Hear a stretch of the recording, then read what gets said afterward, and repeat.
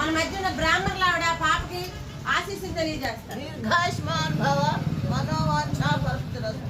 Shatamanam Bhavati Bhavati Bhavati Shatamanam Bhavati Bhavati Bhavati Shatamanam Bhavati Bhavati Bhavati ఆయుషేంద్రియే ప్రతిష్టతి.